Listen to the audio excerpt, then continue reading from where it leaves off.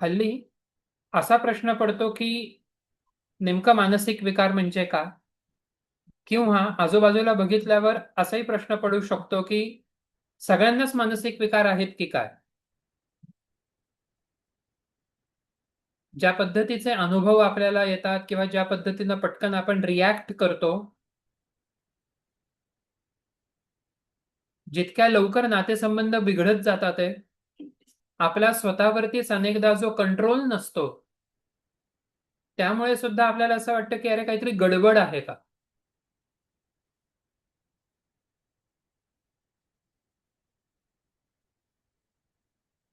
संस्कृती, मग कृती आणि नंतर विकृती.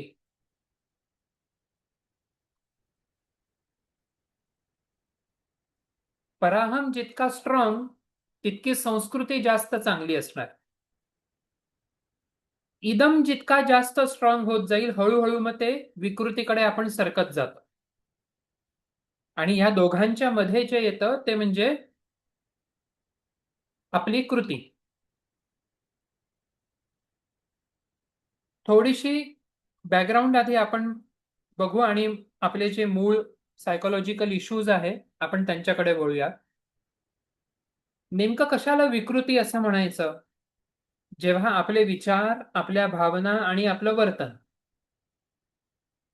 या तिघांमध्ये सातत्यानं जर का असमतोल असेल, तर हळूहळू आपण सायकोलॉजिकल स्ट्रेस किंवा डिस्टर्बन्स एक्सपिरियन्स करायला लागतो. इंग्लिशमध्ये एक खूप छान म्हण आहे, I know the right but I follow the wrong. कळतंय पण वळत नाही. खूप काही कळतं, खूप काही समजतं, खूप काही पटतं सुद्धा आपल्याला.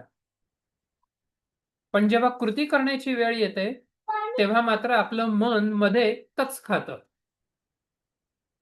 किंवा काही वेळेस असं होतं, इतका ताण असतो, इतकी भीती, इतकी ती काळजी असते, आपण नुसतं काहीतरी करत जातो. पण का करतोय, कशासाठी करतोय, त्याचा हेतू काय किंवा परिणाम काय होईल हा विचारच तिथे नसतो. किंवा हल्ली कॉलेज गोईंग मुलं जी एक टर्म सारखे वापरतात ते म्हणजे ओव्हर थिंकिंग. इतकं विचार, इतकं विचार, इतकी कृती, इतकी कृती, पण भावना मात्र तिथे नाही. ज्याला आपण जीव ओतून मन लावून मनापासून करणं म्हणू, ते मात्र तिथे नसतं. आणि मग पुढे ताण तणाव, भीती, काळजी असे सगळे जे आपला जो मेन टॉपिक आहे, विकृती, मग तिथून सुरू होते.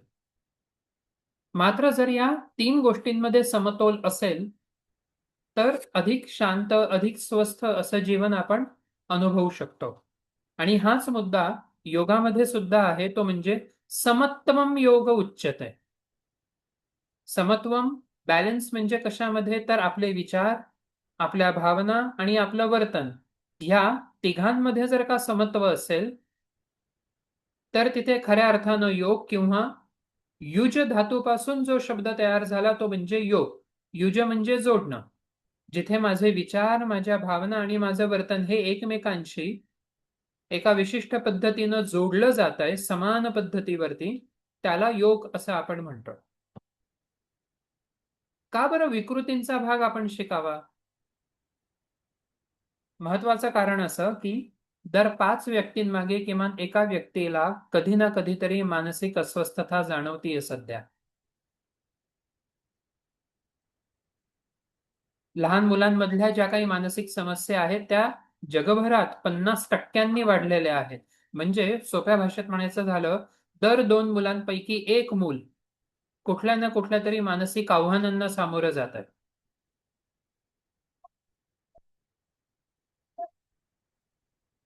भारतातली तरुण पिढी सगळ्यात जास्त नैराश्यानं ग्रस्त आहे अशी पण आकडेवारी WHO ची सांगते. अशा वेळेस योगोपचार नेमका, योगोपचार म्हणजे काय हे माहिती आहे, योग म्हणजे काय माहिती आहे, पण कोणाला, कधी आणि कशासाठी द्यायचं ते आपल्याला ह्या चौथ्या चॅप्टर मधून समजायला सोपं होतं. सूर्यनमस्कार किंवा त्राटक आहे, किंवा पश्चिमोत्तानासन आहे,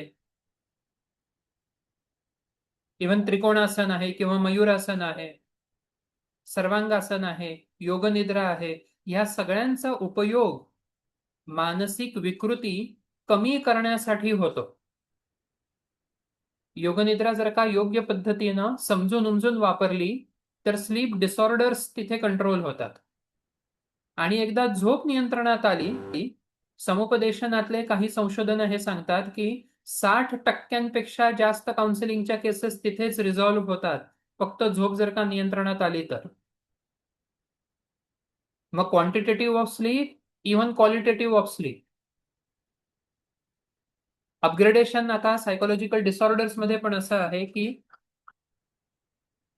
जसं आपण OTT प्लॅटफॉर्मवरती एपिसोड नंतर एपिसोड, सीझन नंतर सीझन नुसतं बघत बसतो, त्याला बिंज वॉचिंग म्हणतात. इटिंग डिसऑर्डर मध्ये ही टर्म आधी आली, बिंज इटिंग, आहार विकृती.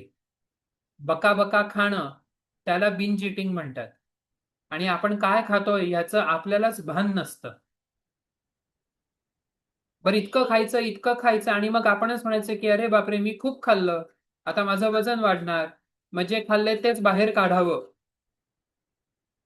योगामध्ये जिथे महिन्यातून एकदा सकाळच्या वेळेला वमन सांगितलंय, आहार विकृतीवाली लोक दिवसा ढवळ्या जेवणानंतर वेळी अवेळी ते वमन करतात. त्याला सेल्फ इंड्यूस वॉमिटिंग असं म्हणतात. महत्वाचं कारण काय? मीडियाचा इम्पॅक्ट. स्लिम ट्रिम फिगर असेल, मेंटेन असेल तरच तुम्हाला भाव दिला जातो, आकर्षित असतात. जर तुम्ही जास्त जाड वगैरे असाल तर मात्र काहीतरी खूप मोठं पाप केलेलं आहे का काय, अशा अशा पद्धतीचं ते एक हिप्नोटायझिंग किंवा पिक्चरायझेशन जे होतं, किंवा काही वेळेस घरातूनच ते कंपॅरिझन होतं. तो कसा मेंटेन आहे, तू किती सुटला, ती बघ आणि तू बघ, इतर सगळे. मूळ मुद्दा असा,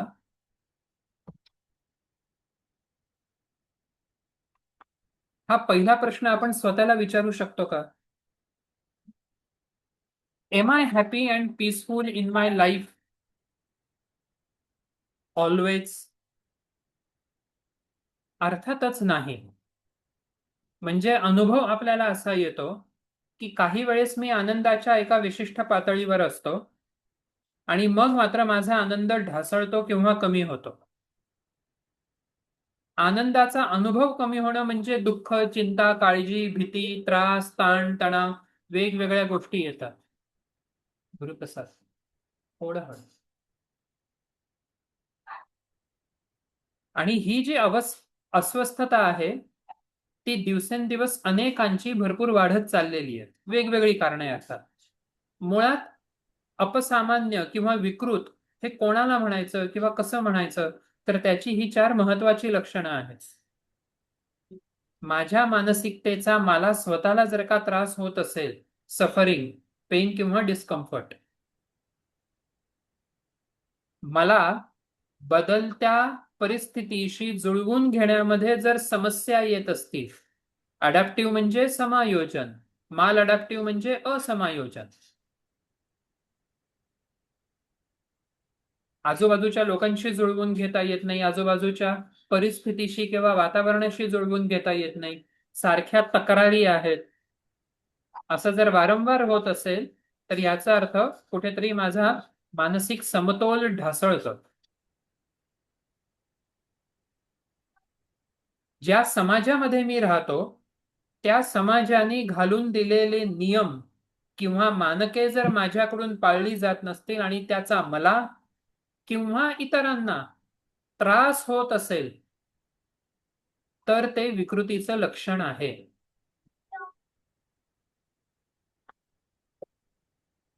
एका फॉरेनर्सच्या ग्रुपवरती हाच भाग डिस्कस करत असताना एक एक भाग त्यांनी सांगितला, तो असा की बाहेरच्या काही देशांमध्ये असे एरिया आहेत, ते त्याला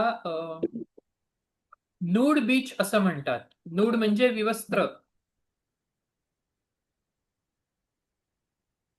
स्त्री पुरुष सगळेजण दिवसाढवळ्या विवस्त्र अवस्थेत त्या समुद्र किनाऱ्यावर असतात. ते तिथे स्वीकारलेलं आहे. अशी तिथे 100, 500, 1000 किंवा 2000, 5000 माणसं तिथे आहेत जी विवस्त्र अवस्थेत आहेत. तिथे तुमच्या माझ्यासारखा जर का माणूस कपडे घालून गेला तर अबनॉर्मल कोण? ते की आपण? कपडे घालून जाणारा. किंवा खरंय, आपण. किंवा एका मेंटल हॉस्पिटलमध्ये समजा आपण फील्ड व्हिजिट स्टडी टूर म्हणून गेलो. ऑलरेडी 200 माणसं तिथे आहेत की ज्यांना भ्रम, भास आणि आभास असं काहीतरी होत आहे. आपण 10-15 जण असे आहोत की आपल्याला काही भ्रम, भास होत नाहीये. मग त्या 200 माणसांमध्ये वेडं कोण ठरतं, ते की आपण? आपण. म्हणजे आपण. खरंय, खरंय. म्हणजे अपसामान्यत्व हे एक प्रकारे बघायला गेलं तर व्यक्तिनिष्ठ संकल्पना आहे ती. तुम्ही ज्या समाजामध्ये राहतात त्या समाजाचे काही लिखित किंवा काही अलिखित असे नियम असतात. त्याला सोशल नॉर्म्स आपण म्हणतो.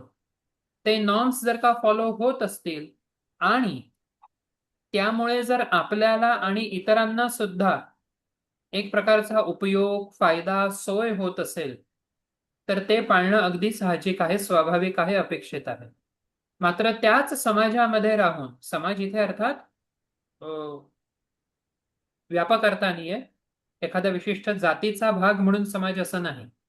तर ज्या समाजामध्ये आपण राहतो त्या समाजामध्ये राहून सुद्धा जर आपण त्या समाजाचे नियम पाळत नसू तर मात्र ते हळूहळू समाजघातक वर्तन व्हायला सुरुवात होतं. आणि ज्या वर्तनामुळे मला स्वतःला किंवा माझ्या वर्तनामुळे इतरांना इजा होत असेल तर मात्र ते अपसामान्य वर्तन आहे.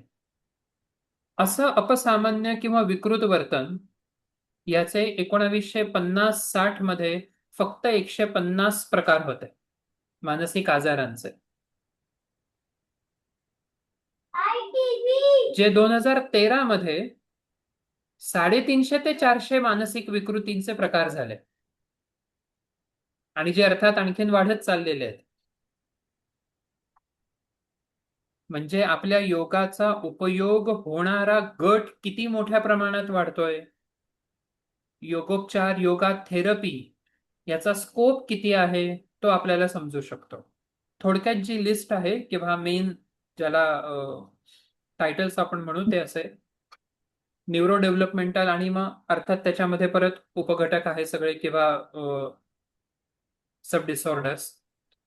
मग त्याच्यात MR, LD, अमुक तमुक वगैरे सगळं येईल. स्किझोफ्रेनिया आहे, बायपोलार आहे, द्विध्रुवीय विकृती म्हणतात त्याला, काही वेळेस अगदी उदास, काही वेळेस अति उत्साही असं. डिप्रेसिव्ह डिसऑर्डर हल्ली हे खूप वाढतंय.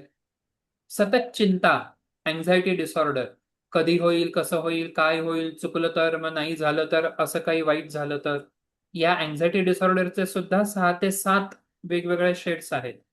OCD, obsessive compulsive disorder. शक्य झालं तर आज किंवा उद्या आपण एक केस बघू. ह्या एका विषयाला धरून हा भाग नेहमी डिस्कस करतो. ती इंटर्नशिपच्या वेळेस केस बघितली होती की त्या बाई 9 तास बाथरूम मध्ये घालवायच्या.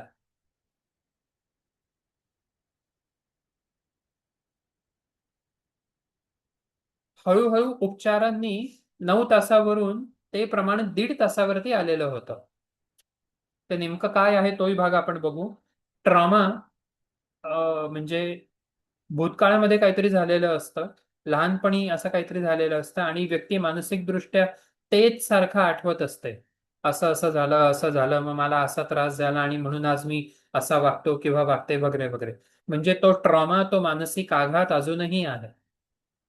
डिसअसोसिएटिव्ह, आपण काय करतोय याचं आपल्यालाच भान नसतं, त्याला डिसोसिएटिव्ह म्हणतात. जो मंजुलिकाचा भाग आहे भूलभुलैयामध्ये किंवा अपरिचित नावाच्या पिक्चरमध्ये, आणि मराठीमध्ये पण ते आधी नाटक होतं, मग रिसेंटली त्याच्यावरती पिक्चरही आला 18-19 मध्ये. सविता दामोदर परांजपे म्हणून, ते पूर्णपणे डिसोसिएटिव्ह वरतीच आहे. सोमॅटिक सिम्पटम, मनोशारीरिक विकृती. डॉक्टरांनी तपासलं तर शरीरामध्ये दोष काहीच नाही दिसणार, पण ह्या व्यक्तीला मात्र सारखं वाटतंय की मला घशाला काहीतरी झालेलं आहे, हाताला काहीतरी झालेलं आहे, गाठ आलेली, अमुक झाले, तमुक झाले, वगैरे वगैरे. Feeding and eating disorder, elimination disorder. Sleep वेकचे जवळजवळ 10 उपप्रकार आहेत त्याच्यामध्ये.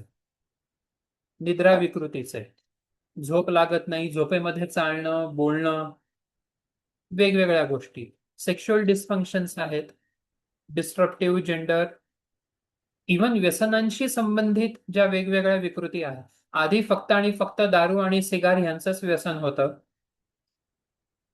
हल्ली असं आहे की 6 ते 7 वर्षाच्या मुलाला लिप बाम, टायगर बाम, झंडू बाम, व्हाईटनर अशा गोष्टी खाण्याचं व्यसन लागतं. इंटरनेट ऍडिक्शन डिसऑर्डर आहे पुन्हा.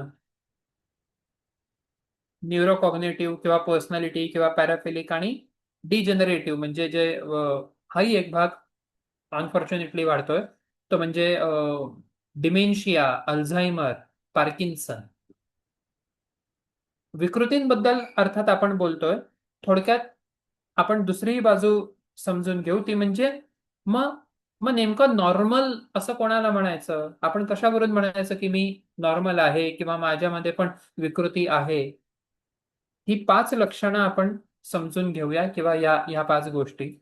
अप्रोप्रिएट परसेप्शन ऑफ रियालिटी, वस्तुस्थितीचं यथार्थ किंवा जसं आहे तसंच ज्ञान जर आपल्याला होत असेल, आणि शांत ना, आता थोडं का हे कपडे बदलू, आईकडे जात नाही.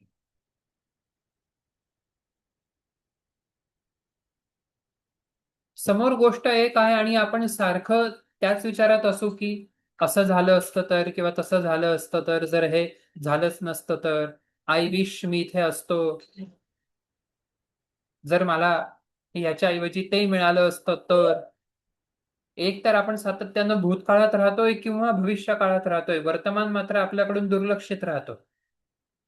मात्र जर वर्तमानात आपण राहत असू तर ते मानसिकतेसाठी खूप चांगलं आहे.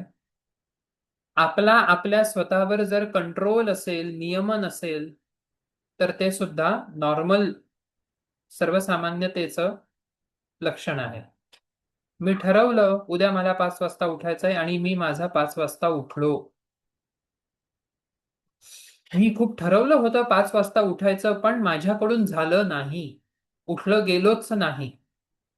कशी झोप लागली माझं मला कळलंच नाही. म्हणजे माझं माझ्या खाण्यापिण्यावर, झोपण्यावर, उठण्यावर, बोलण्यावर माझंच नियंत्रण नाही. जर मी स्वतःला माझ्या गुणदोषांसकट स्वीकारत असेन, मला माझ्या गुणदोषांची जाणीव असेल, तर ते नॉर्मल असं आहे. की मला कल्पना आहे माझ्यामध्ये ह्या 4 चांगल्या गोष्टी आहेत आणि ह्या 4 अशा अशा गोष्टी आहेत की जिथे मला स्वतः काम करणं आवश्यक आहे, अपेक्षित आहे. मी स्वतःला जसा आहे तसा मी स्वीकारू शकतो. आणि फक्त स्वतःपुरताच विचार म्हणजे नॉर्मल असं नाही, तर ज्या लोकांसोबत मी राहतोय, ते घरातले असतील, कामकाजाचे असतील किंवा मित्रमैत्रिणी असतील, माझे इतरांसोबतचे जर का नातेसंबंध व्यवस्थित असतील, तर ते नॉर्मल म्हणावं. सहजतेनं मी स्वतःला व्यक्त करू शकतोय, इतरांना समजून घेऊ शकतोय, जुळवून घेऊ शकतोय. आणि अर्थात जे काही काम असेल किंवा जो कुठला भाग असेल, त्यातली गुणवत्ता जी आहे, कार्य उत्पादकता म्हणू टिपिकली, म्हणजे माझी झोप डिस्टर्ब झाली, पण जर माझा कामावर काही परिणाम होत नसेल, तर तेवढ्या 1-2 दिवसाच्या स्लीप डिस्टर्बन्सला लगेच आपण विकृती नाही म्हणायचं. पण 8-15 दिवस झाले, 1-1 महिना झाला, मला झोपच लागत नाही आणि म्हणून कामावरती चिडचिड होतीये, कामावरती लक्ष देऊ शकत नाहीये, असं जर होत असेल, तर मग हळूहळू आपण एका वेगळ्या ग्रे शेडमध्ये शिरतो. आणि म्हणून स्वामी विवेकानंदांचंच हे वाक्य आहे, we all are differ in degree, not in kind. Mental हॉस्पिटलमध्ये ऍडमिट केलेल्या लोकांमध्ये आणि आपल्यामध्ये त्या अर्थी बघायला गेलं तर फरक नाही. ती पण माणसं आहे, आपणही माणसंच आहोत.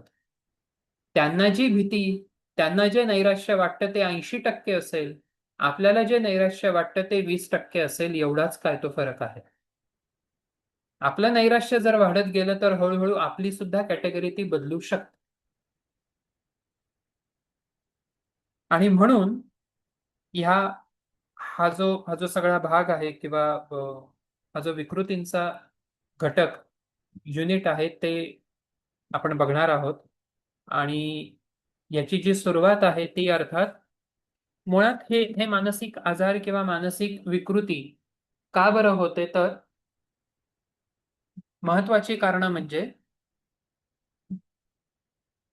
मेंदूमध्ये किंवा शारीरिकतेमध्ये जर काही गडबड झाली तर असे हे विकार किंवा विकृती होतात. उदाहरणार्थ, आपल्याला जेव्हा भूक लागते तेव्हा तो हायपोथॅलॅमस जो आहे तो काम करत असतो तिथे. तो आपल्याला सांगतो की 2 तास झाले, 3 तास झाले, आता खा तुम्ही. 2 पोळ्या, भाजी, आमटी, भात, लोणचं किंवा काहीतरी गोड हे खाऊन झाल्यावर हा हायपोथॅलॅमस मधलाच दुसरा भाग आपल्याला सांगतो पोट भरलेलं आहे, आता पुरे. काही कारणानं जर ह्या हायपोथॅलॅमस मध्ये गडबड निर्माण झाली, अस्वस्थता निर्माण झाली नाही, तर जेव्हा खायचं तेव्हा खात नाही, जेव्हा खायला नको तेव्हा खातो आणि प्रमाणापेक्षा जास्त खातो. आपल्यावरतीच नियंत्रण नाही. या हायपोथॅलॅमसचा जो शेजारी आहे तो म्हणजे हिप्पोकॅम्पस, ॲमिगडेला. ॲमिगडेला हे भावनांवरती काम करतं. आणि म्हणून वेळच्या वेळी जर का खाणं पिणं नाही झालं मग आपली चिडचिड होते. हायपोथॅलॅमस झोपेवरती पण काम करतो. मग नीट झोप नाही झाली मग आपली चिडचिड होते. हा संबंध योगाशी पण आहे. अष्टांग योगामध्ये जे सगळ्यात पहिले यम नियम आपण म्हणतोय आणि प्रत्याहार आपण म्हणतोय पुढे, त्याच्या सातत्यपूर्ण संयमानं किंवा कृतीमुळे एक प्रकारे आपण आपल्या मेंदूला अभिसंधित किंवा कंडिशन करतो. ह्या विशिष्ट वेळेला मी झोपणार, ह्या विशिष्ट वेळेला मी उठणार, ही माझी जेवणाची वेळ आहे, ही माझी नाश्त्याची वेळ आहे. त्या त्या वेळेला ते ते करणं आणि त्या त्या प्रमाणात ते करणं. नियमन आहे योगामध्ये. 2 पोळ्या खाल्ल्या की ओके. पंचकोशांमध्ये सुद्धा हाच विचार आहे. अन्नमय कोश, मग प्राणमय कोश आणि मग मनोमय कोश आहे. जर प्रमाणापेक्षा जास्त खाल्लं अन्नमय कोश, प्राण म्हणजे ऊर्जा, ती मग तिथे अफेक्ट होते.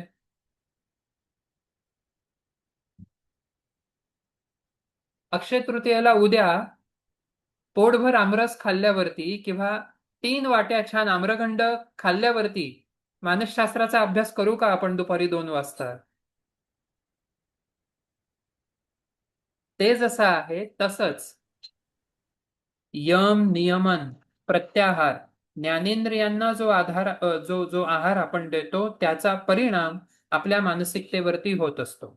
म्हणून मूळ मुद्दा असा, शरीर जितकं स्वस्थ तितकं मन सुद्धा स्वस्थ.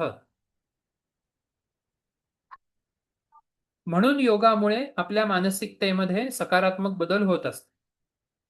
दुसरं महत्वाचं कारण म्हणजे अनुवंशिकता.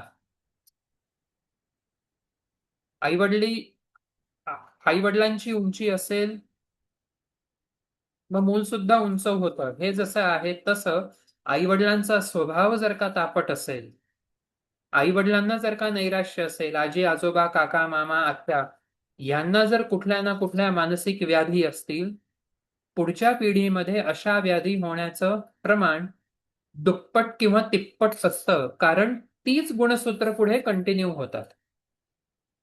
हे दुसरं कारण. तिसरं महत्वाचं कारण म्हणजे वातावरणातून मिळणारे इनपुट्स. वातावरणाचाही परिणाम हा मनोविकृतींवरती होतो.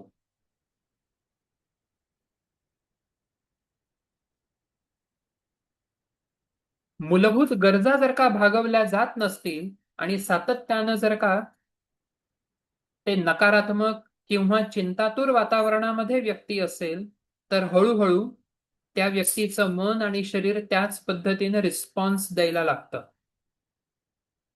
तुम्ही 8 दिवस जागरण करा, 9व्या दिवशी तुम्हाला नेहमीसारखी आधीची रोजच्या वेळेला झोप नाही येणार, तुम्हाला उशिराच झोप येईल.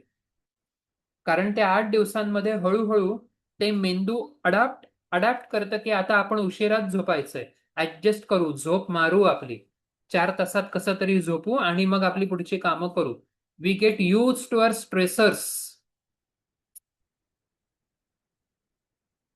काही जणांना 6-6 महिने 6-6 वर्ष ताण तणाव भीती चिंता नैराश्य उदासीनता उद्विग्नता याच वातावरणामध्ये ते राहतात आणि मग हळूहळू ते त्याला यूज टू होतात. जर शिफ्ट हो. वाईज असेल, काहींचं शिफ्ट वाईज ड्युटी असते, हो, 12-1-2 वाजेपर्यंत, परत 15 दिवसांनी चेंज होते, परत 15 दिवसांनी. बरोबर. त्यावेळेस म्हणून मग आता ह्याला सुरुवातीला शरीर सुद्धा कसं रिस्पॉन्स देतं, तर मग डोळ्याखाली असणारे ती डार्क सर्कल्स असतील किंवा ज्याला पोट सुटणं म्हणू आपण, कारण झोप खाणं हे सगळं डिस्टर्ब होतं. त्या शिफ्टमध्ये सुद्धा व्यक्ती जर स्वतःच्या मानसिक आरोग्याची काळजी घेत नसेल, तर अशा व्यक्तीला ताण तणाव भीती चिंता किंवा पटकन राग येणं अशा गोष्टी होऊ शकतात. काही माणसं अशी पण आहेत की ते हे अडॅप्ट करतात, स्वीकारतात की माझा जॉब असा असा आहे, आणि मध्ये मात्र ते काहीतरी छंद असतील किंवा व्यायाम असेल किंवा पुस्तक वाचन असेल किंवा श्वसनाचा काही भाग असेल, अशा काही गोष्टी करून शरीरावर पर्यायानं तो मनावर येणारा ताण कमी करायला ते स्वतः प्रयत्न करतात. असंही आहे.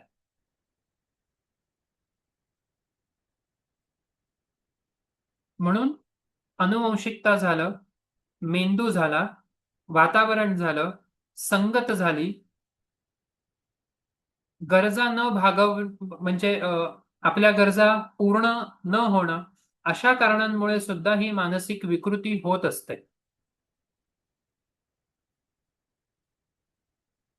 आणि अर्थात इतरही अनेक अशी काही कारणं आहेत, ती आपण टप्प्याटप्प्यानं आपल्या पुढच्या त्या आजारांमध्ये अर्थात बघूच.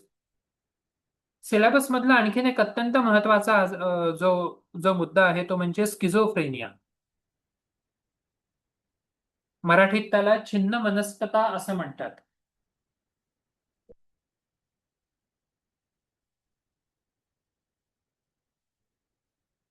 आता हे जे आपण इंट्रोडक्शन बघतोय, इंट्रोडक्शन मधला आणखीन एक मुद्दा आहे की सध्याची ही जी 350 पेक्षा जास्त मानसिक म्हणजे ज्या काही विकृती आहेत, त्यामध्ये ढोबळमानानं 2 गट केलेले आहेत. एक म्हणजे सायकोटिक आणि दुसरं म्हणजे न्यूरोटिक. साय सायकोटिक म्हणजे असे मानसिक आजार की ज्या मानसिक आजारांवरती आज 21व्या शतकामध्ये कुठलेही पूर्णपणे बरे करणारे उपचार नाही, औषधोपचार असे नाहीयेत की ज्याच्याने हे पूर्ण बरं होत. सर्दी ताप किंवा खोकला कसा तो आला, एक गोळी घेतली, इंजेक्शन सलाईन घेतलं की तो ताप बरा होऊन जातो. स्किझोफ्रेनिया मात्र तसा नाही. याला आयुष्यभर गोळ्या औषधं आवश्यक आहेत. स्किझोफ्रेनिया मानसिक अपंगत्व किंवा मेंटल रिटार्डेशन, मेंटली चॅलेंज असं पण म्हणतात. ऑटिझम म्हणजे स्वमग्नता. असे काही महत्वाचे मोजके मानसिक आजार आहेत की त्या आजारांना कुठल्याही प्रकारे पूर्ण बरं करता येत नाही. सातत्यपूर्ण उपचारांनी त्यांची जी तीव्रता कालावधी आणि वारंवारिता, फ्रिक्वेन्सी ड्युरेशन इंटेन्सिटी, हे कमी होतं. स्किझोफ्रेनियामध्ये काय होतं, तर भ्रम होतात, भास होतात. मग कानात कोणीतरी काहीतरी सांगतंय, मग खिडकीत कोणीतरी दिसतंय, किंवा कोणीतरी माझ्याशी बोलतंय, स्पेसशिप दिसतंय, एलियन्स आलेले फक्त मलाच दिसतात आहे, ऐका तुम्ही माझं. डिल्युजन्स ऑफ ग्रँड्युअर किंवा डिल्युजन्स ऑफ म्हणजे इव्हन पर्सिक्युशन, असे ते 8 प्रकार आहेत भ्रम किंवा भास होण्याचे. महाराष्ट्रातल्या एका मोठ्या मेंटल हॉस्पिटलमध्ये एक व्यक्ती अशी होती की ती व्यक्ती स्वतःला, म्हणजे असा भास व्हायचा त्या व्यक्तीला की ती व्यक्ती स्वतःला शिवाजी महाराज समजायचे. मग वॉर्ड बॉय किंवा नर्स किंवा डॉक्टर जरी आले, हा पेशंट आयटी मध्ये तिथे बसणार बेडवर आणि बोलणार, तानाजी इकडे ये, सूर्याजी तिकडे जा. इव्हन नर्सेस आल्यावरती मग तो म्हणणार, आऊ साहेब आज्ञा करावी, मी काय करू तुम्ही सांगा. हे गंमत म्हणून नाही, तो स्वतःला शिवाजी महाराज समजायचा. एका डॉक्टरांकडे इयत्ता 12वी मधला एक मुलगा, म्हणजे त्याला आईवडील घेऊन आले आणि सांगायला लागले की साधारण 3-4 महिने झाले हा रोज रात्री असं म्हणतो की हॉलमधल्या खिडकीत याला कुठली तरी एक बाई दिसते आणि ती त्याला बोलवत असते, ती काहीतरी त्याच्या कानात सांगते असं तो म्हणतो. आमच्यासोबत जर कधी संध्याकाळी फिरायला हा बाहेर पडला, हा हा मध्येच म्हणतो की माझ्या कानात कोणीतरी सांगतंय, कोणीतरी बोलतंय. तेव्हा डॉक्टरांनी सांगितलं की असा असा हा आजार आहे, अर्थात तपासून वगैरे सगळं. आणि ती तीव्रता किंवा खोली आईवडिलांना समजावी म्हणून आणखीन पुढचा एक भाग डॉक्टरांनी डिस्कस केला, तो तो असा की उद्या जर हा मुलगा स्कूटी चालवायला लागला आणि जर तो म्हणाला की माझ्या कानात कोणीतरी सांगितलं की गाडी जोरात चालवा आणि म्हणून मी चालवली, ते ह्याला पण घातक आहे, याच्यामुळे इतरांना पण घातक आहे. हॅल्युसिनेशन्स म्हणजे आणखीन काय होतं, फक्त बाहेर काही दिसतं वेगळं असं नाही, स्वतःच्या शरीराबद्दल सुद्धा यांना काहीतरी वेगळ्याच कल्पना असतात. ज्ञानेंद्रियांच्या पातळीवरती यांचा दृष्टिकोन काहीतरी वेगळाच असतो, की डॉक्टरांनी गोळी दिलेली आहे, मी ती गोळी घेतली, बघा आता ती गोळी कशी चेहऱ्यावरती फिरतीये, बघा ती गोळी कशी आता पोटात गेली आहे, आता बघा ती गोळी कशी उडी मारून माझ्या पायात गेलेली आहे. असे काहीतरी भ्रम भास आभास होत असतात. मुळात विचारच असे डिस्टर्ब होतात म्हणून त्यांचं बोलणं पण असंबद्ध होतं, कारण विचार आणि भाषा यांचा खूप जवळचा संबंध आहे. सर एक विचारू का हो बोला. प्रश्न? हा सर, ते म्हणजे आता याच्या रिलेटेडच असं आहे की आपण आता हे देवाला वगैरे जातो, तिथं असं अनेक लोकांच्या याच्यामध्ये म्हणजे ते देवी आल्यासारखं होतं. मग ते एक तो मानसिक आजार आहे का, म्हणजे तो काय प्रकार आहे असं अंगात आल्यासारखं? बरोबर बरोबर. हा, मग ते एक प्रश्न हो पडतो तो हो. दरवेळेस का, म्हणजे डॉक्टर तर त्याला ते मानत नाही, ते म्हणजे आपण पण नाही मानत ते, आता बाकीचे म्हणतात की ते देव आले वगैरे असं, पण मग तो एक मानसिकच आजार असेल असं वाटतं का? आता ह्याला अगदी अभ्यासाच्या अनुषंगानं आणि मोकळेपणानं जर का बोलायचं झालं, देवी जेव्हा अंगात येते तेव्हा आपण असं बघतो की ती बाई जी आहे ती एकदम जोरजोरात फिरते तिथे, गोल गोल गोल गोल फिरते सगळं, आणि मग ती काहीतरी बोलत असते किंवा काहीतरी सांगत असते वगैरे वगैरे. आपण म्हणतो की त्या बाईला स्वतःचं भान नाहीये, तिच्या अंगात आलेलं आहे आणि ती अगदी भान विसरून काहीतरी सगळं बोलतीये वगैरे.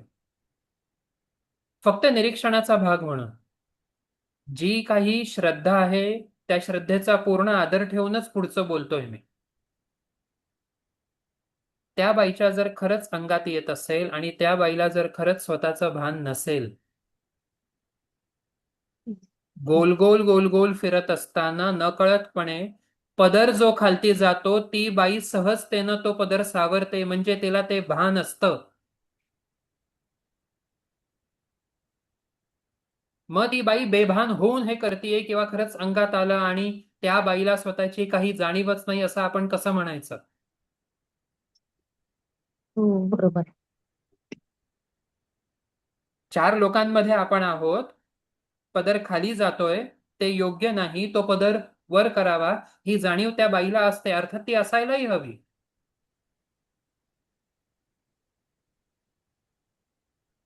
आणि मूळ मुद्दा असा, जे काही ते सांगतात त्याला काही वस्तुस्थितीचा किंवा वस्तुनिष्ठतेचा, वास्तविकतेचा संबंध आहे का? अशा पद्धतीनं आपण स्वतःची वैयक्तिक ही विचारसरणी गहाण ठेवतोय का? अशा पद्धतीनं जर आपण काही निर्णय ऐकले आणि तेच पुढे कंटिन्यू केले तर त्याचा काय परिणाम होऊ शकतो आपल्यासाठी किंवा इतरांसाठी? हा सारासार विचार, विवेकपूर्ण विचार ज्यानं त्यानं तो करावा आणि त्या श्रद्धेचा आदर ठेवावा. हे वैयक्तिक मत फक्त सांगतो. पण जो मूळ प्रश्न तुम्ही विचारला की ते खरंच असतं का नसतं, याला ठोस उत्तर नाही सांगता येणार, कारण की तो त्या व्यक्तीचा अनुभव आहे. आपण फक्त बाहेरून लांबून ते बघतो. मग ती व्यक्ती ते अगदी मनापासून करते की नाटक आहे की आणखीन काही आहे, असं पटकन नाही सांगता येणार त्याच्याबद्दल. म्हणून मग हे स्किझोफ्रेनिया डिसऑर्डर ते कसे होतात? म्हणजे अतिविचार एखाद्या गोष्टीवर केल्यामुळे की अति पुस्तकं वाचल्यामुळे एकाच गोष्टीवर हो, त्यामुळे होत असेल? इथे सुद्धा साधारण 3 ते 4 महत्वाची कारणं आहे. एक कारण असं ते म्हणजे अनुवंशिकता.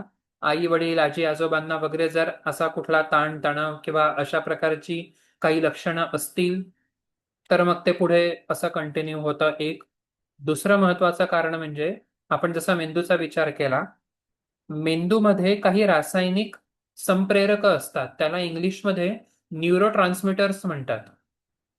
त्या संप्रेरकांचा सुद्धा विशिष्ट असा स्पीड असतो.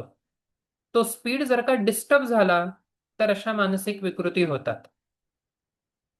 सेरोटॉनिन आहे, ऍसिटिकोलिन आहे, एपिनेफ्राईन आहे, एन्डॉर्फिन आहे, वेगवेगळे असे आहेत. काही वेळेस अतिताणामुळे ह्या संप्रेरकांचा हा जो स्पीड आहे तो तिथे डिस्टर्ब होतो आणि मग व्यक्तीला असं स्किझोफ्रेनिया किंवा डिप्रेशन किंवा इतर काही गोष्टी अनुभवायला येतात. काही वेळेस असंही होतं, डोक्याला भरपूर जोराचा मार जर लागला तर तसं होतं. काही व्यक्तींच्या बाबतीत असंही जाणवलेलं आहे, प्रचंड प्रमाणात सांस्कृतिक दृष्ट्या काही बदल झालेले असतील तर व्यक्तीला तो ताण सहन होत नाही आणि म्हणून व्यक्ती स्वतःचं काहीतरी विश्व तिथे तयार करते, ज्याला आपण कल्चरल शिफ्ट किंवा ट्रान्झिशन्स म्हणू. म्हणजे कल्पना करा की एखादी व्यक्ती 50-55 वर्ष एका विशिष्ट ठिकाणी राहिलेली आहे. आपल्या सोबतीच्या किंवा बरोबरीच्या लोकांमध्येच ती लहानाची मोठी झालेली आहे आणि एकाएकी अशा ठिकाणी ती व्यक्ती शिफ्ट झाली की जिथे म्हणजे बरोबरीचं असं कोणीच नाही, अगदी वेगळ्याच संस्कृतीमध्ये किंवा वेगळ्याच लोकांमध्ये ही एकटीच व्यक्ती आहे आता. मग त्यावेळेस तो ताण तणाव किंवा अतिविचार ह्याच्याने तो मेंदू एक प्रकारे फाटायला लागतो त्यांचा आणि मग ते स्वतःच्या विश्वात जगायला लागतात.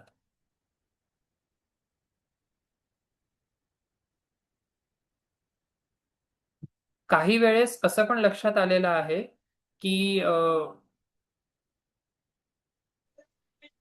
आई वडील आणि मुलं यांच्यामध्ये भरपूर अंतर असेल. म्हणजे काही जण वयाच्या 45 किंवा 50व्या वर्षी अपत्याचा विचार करतात. आई आणि वडील या दोघांमध्ये 10-15-20 वर्षांचं अंतर असेल आणि उशिरा लग्न केलं, उशिरा अपत्याचा विचार केला, त्याचा परिणाम म्हणून त्या मुलाला पुढे स्किझोफ्रेनिया झाला.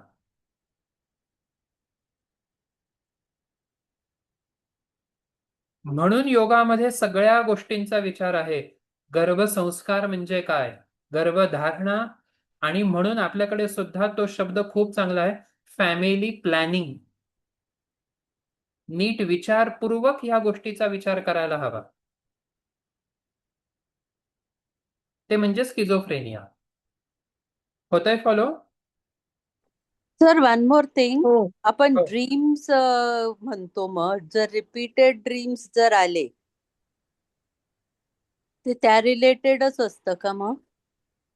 नाही, ड्रीम्स आणि स्किझोफ्रेनियाचा असा काही संबंध नाहीये. ओके. ड्रीम्स हे आपण फ्रॉइड किंवा युंगच्या वेळेस बघितलं तसं की ड्रीम मधून काय व्यक्त होतं, तर आपल्या मनात काय चाललंय ते. पण ड्रीम म्हणजे आपल्याला भ्रम भास होतात असं नाही. हा, बरोबर. इट इज अ सपोर्ट, म्हणजे एक ऍडिशनल आस्पेक्ट.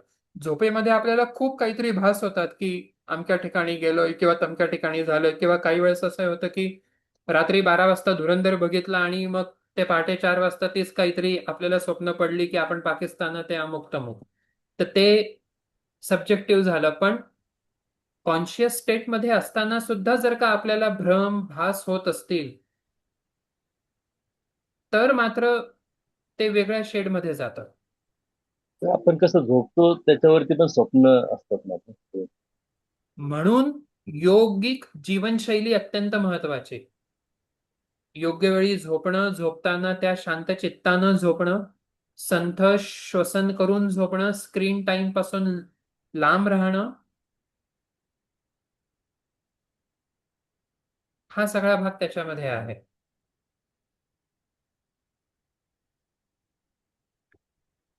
ओके, फॉलो होत आहे? हो सर. बर बर. ही पुढची एक रिप्रेझेंटेटिव्ह म्हणून केस स्टडी आहे की एक श्रुती नावाची मुलगी जी इंजिनिअरिंगच्या सेकंड वर्षाला आहे, आणि साधारण 4-6 महिन्यांपासून असं वाटतंय तिला की मी माझा अभ्यास सोडावा, मला अभ्यासात काही चांगलं वाटत नाहीये, आधीसारखा उत्साह वाटत नाहीये, आणि खूप काही ठरवतंय पण होत मात्र काहीच नाही. आणि मी अभ्यास करत नाही म्हणजे मी माझ्या आई वडिलांना फसवतीये की काय, मी कमकुवत आहे, माझी लायकीच नाही, सगळं फक्त माझ्याच बाबतीत होतं, वगैरे वगैरे. इन अ वे ती स्वतःलाच दोष लावतीये, दोष देतीये की only I am responsible for all this stuff. हे फक्त तिचं वैयक्तिक मत आहे असंही नाही, तर आई वडिलांच्या निरीक्षणातून पण असं जाणवतंय की हल्ली मागच्या 3-4 महिन्यांमध्ये ती फार एकटी पडलेली आहे. फारसं कोणाशी बोलत नाही, ज्या गोष्टी तिला आधी खूप आवडत होत्या आता त्या अजिबातच आवडत नाही, वगैरे वगैरे. अशी लक्षणं वारंवार जर एखाद्या व्यक्तीमध्ये दिसत असतील तर ते नैराश्याचं लक्षण आहे. DSM-नं सगळ्या मानसिक आजारांसाठीची विशिष्ट लक्षणं बाजूला केलेली आहे, ती काढलेली आहेत, आणि त्या सगळ्याचा संच एका पुस्तिकेमध्ये केलेला आहे. त्याला DSM, diagnostic and statistical manual असं म्हणतात. Diagnostic and statistical manual, DSM. डिप्रेशनची जी लक्षणं आहेत ती अशी सगळी जी जी तुम्ही आता स्क्रीनवरती बघू शकता. दिवसभर एक प्रकारे उदास, उद्विग्न किंवा खिन्न वृत्तीमध्ये असणं,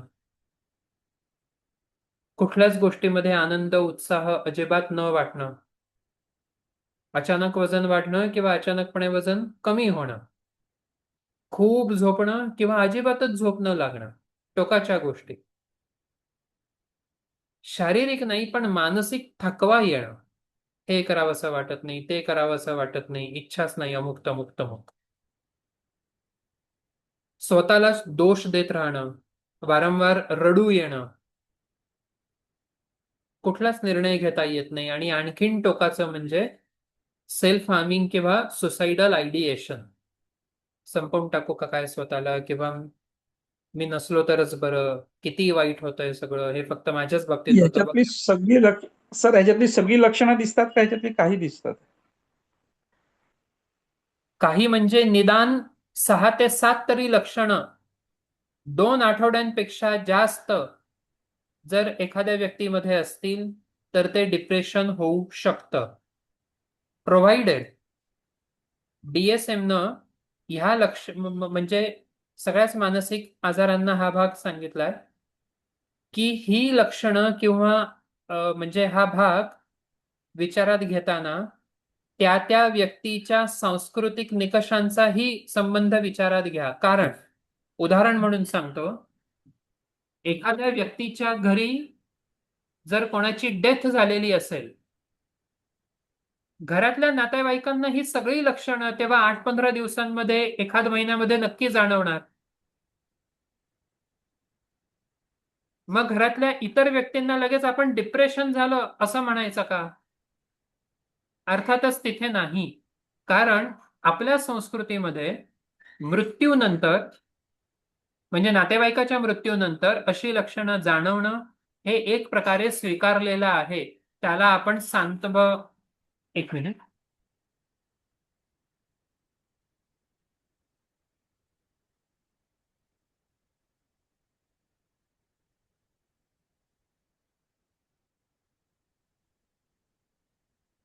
आपण त्यालाच शोक असं म्हणतो. मात्र त्या डेथ नंतर जर का एक वर्ष त्या नातेवाईकांना अशी लक्षणं जाणवत असतील तर मात्र ते मानसिक आजाराचं किंवा विकृतीचं महत्वाचं तो भाग होऊ शकतो. म्हणून किमान 6 ते 7 लक्षणं जर एखाद्या व्यक्तीमध्ये 2 आठवडे किंवा 2 आठवड्यांपेक्षा जास्त सातत्यानं जर असतील तर ते डिप्रेशन होऊ शकतं. जे समुपदेशनाने, योगोपचाराने, चर्चेनं, संवादानं किंवा प्रसंगी मनोविकार तज्ञांच्या गोळ्या औषधांनी कायमस्वरूपी बरा होणारा हा मानसिक आजार आहे. याच्यामध्ये गैर, चुकीचं, वाईट, दोष, पाप असं काहीही नाही. सर्दी खोकला जसा आपल्याला होतो तसं एखाद्याला डिप्रेशन होऊ शकतं. झालेलं डिप्रेशन पूर्णपणे बरं सुद्धा होऊ शकतं. असं आहे. असे अर्थात सिम्पटम्स सहसा आपल्या मुलांमध्ये बघायला मिळतात सर. 2 आठवड्यांपेक्षा जास्त. हो. बर. जर अशा लक्षणांमुळे हा जो बी पॉइंट आहे, हं. सोशल, ऑक्युपेशनल, अकॅडमिक हे फंक्शनिंग जर का डिस्टर्ब होत असेल तर ते डिप्रेशन आहे. 2-2 आठवडे सलग म्हणजे इतका उदास की अभ्यासच करत नाहीये. हो. ती व्यक्ती इतकी उदासीन आहे की कामावर जाण्याची इच्छा नाही. ती व्यक्ती इतकी उद्विग्न आहे की नातेसंबंधांमध्ये सुद्धा काहीच म्हणजे तो ज्याला आपण जिवंतपणा किंवा प्रेम, आपलेपणा म्हणू तोही नाही. अर्थात हे डिप्रेशन जर मॉडरेट किंवा सिव्हिअर वगैरे असेल तर ते इतकं खोलवर जातं पुढे. संशोधनातून हे पण लक्षात आलेलं आहे की डिप्रेशन हे काही अंशी शारीरिक आहे आणि काही अंशी मानसिक सुद्धा आहे. ही जी सगळी लक्षणं आपण बघतोय ही मिक्सचर आहे. डिप्रेशन मधलं आणखीन एक महत्वाचं लक्षण म्हणजे लॉस ऑफ लिबिडो. लिबिडो म्हणजे लैंगिकता. एरवी ज्या सेक्स मधून शारीरिकतेच्या पातळीवरती आनंद जाणवतो, सुख जाणवतं, डिप्रेशन मध्ये व्यक्तीला सेक्स करण्याची ही इच्छा नसते. इतकं ते मूलगामी जातं हळूहळू. हल्ली विद्यार्थ्यांमध्ये आता जसं मॅडमनी म्हटलं की इतकं डिप्रेशन की अभ्यास करण्याची इच्छा नाही. इतकं डिप्रेशन की म्हणजे मित्रांनाही भेटावंसं वाटत नाही किंवा काही नाही. ह्या सगळ्या गोष्टींसाठी योगोपचार, yoga therapy, yoga based counselling हे हळूहळू पूरक उपचार म्हणून समोर येत आहेत. आपण जे मानसशास्त्र आणि योग हे का बरं शिकतोय किंवा योगाच्या अनुषंगानं ह्या सगळ्या मानसिक विकृतींचा विचार करताना योगातल्या ज्या ज्या गोष्टी आहेत त्या आपण इथे कशा उपयोगात आणू शकतो तोही भाग इथे समजून घेणं महत्वाचं आहे. उद्या आपण सविस्तरपणे या डिप्रेशनची कारणं विचारात घेऊ की नेमकं का बरं डिप्रेशन होतं, अनुवंशिकतेपासून ते कौटुंबिकतेपर्यंत पालकत्वाचा संबंध सुद्धा या डिप्रेशन मध्ये आहे. तो एक भाग, आणि शिवाय योगोपचारांचा एकूण विचार, योगिक जीवनशैलीचा भाग सुद्धा, आणि मग पुढे अँझायटी किंवा बाकीचं जे ओसीडी सारखा भाग आहे की आज जे म्हटलं तर ती एक केस उद्या आपण सविस्तर बघू की त्या बाई 9 तास स्वतःला बाथरूम मध्ये एंगेज करायच्या. आणि ही केस ऐकीव किंवा वाचलेली आहे असं नाही, इंटर्नशिपला आम्ही ही केस स्वतः बघितलेली आहे. थंडीमध्ये पावडर लावल्यावर जसे आपले हात किंवा गाल फुलतात, तसं त्या बाईंचे हे सगळे हात पूर्णपणे पांढरे फटक्क झाले होते, घासून घासून साबण लावून 9 तास. ते काय नेमकं बाथरूम मध्ये करायच्या त्या, आणि मग ते 9 तासावरचं एकूण प्रमाण 1.5 तासावरती काय आलं किंवा कसं आलं, तो सगळा भाग उद्या आपण बघूया. उद्या सर, व्याख्यान तर चालेल ना, कारण उद्या अक्षय तृतीया आहे.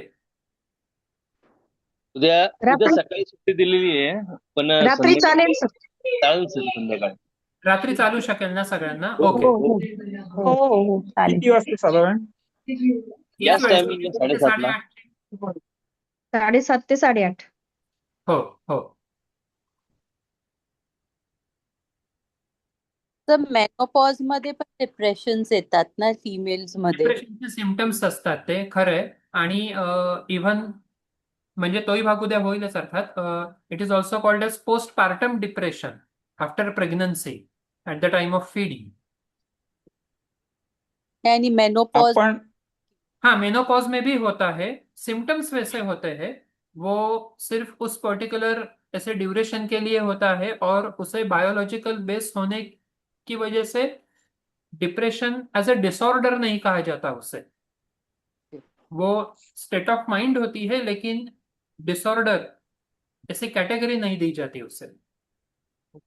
तर मी आता 15 दिवसाचा प्रकल्पाचा तोच विषय घेतलाय, 35 ते 45 वयोगटातील महिलांना येणारे. हो सर अजून एक प्रश्न विचारू का? हो, बोला. आपण म्हणतो की चित्तवृत्ती निरोध, मग ज्यावेळेला ते पण होईल त्यावेळेला पण त्याचा तो आनंद व्यक्त करणार नाही किंवा दुःख व्यक्त करणार नाही, तो समाजामध्ये जास्त मिक्स होणार नाही, किंवा हे जे गोष्टी आहेत, कारण तो जसजसा पुढे जाईल त्याच्यामध्ये अभ्यासामध्ये, तसतसा हो. त्याचा ह्या बाकीच्या गोष्टींमधनं आपोआपच इंटरेस्ट कमी होईल. बरोबर, इंटरेस्ट पण नक्की ते कमी होतो. डिप्रेशन नाही म्हणता येणार. नाही नाही, अगदी अगदी खरंय, आणि खूप चांगला प्रश्न आहे तुमचा. तिथे अभ्यासानं स्वेच्छेनं व्यक्ती स्वतःच्या इच्छा नियंत्रित करते, नियमन करते.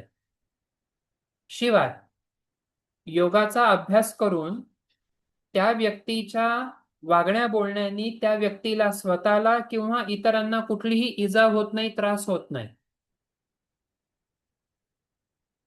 त्यामुळे हे चित्तवृत्ती निरोधामुळे जी मानसिक अवस्था येते त्याला डिप्रेशन आपण म्हणू शकत नाही. एक प्रकारे अशी अवस्था रामाची सुद्धा होती किंवा युधिष्ठिराची सुद्धा होती, उद्विग्नता की आता मला राज्य नको. तर ते डिप्रेशन आणि ती जबाबदारी झटकणं या अर्थानं ते नव्हतं. स्वतःमध्ये ते स्वस्थ होते, आनंदी होते, म्हणून इतर गोष्टींमध्ये आनंद नाही असं होतं. डिप्रेशन वाल्यांचं काय असतं, तो कॉन्स्टंट एक्स्ट्रीमली ती अशी निगेटिव्हिटी असते, स्वतःबद्दल पण तक्रार, बाहेरच्या पण बद्दलची तक्रार, असा तो फरक आहे. समजून उमजून असलेलं उदासीनता वेगळी आणि नकारात्मकतेतून आलेली उदासीनता वेगळी. ठीक आहे. हा,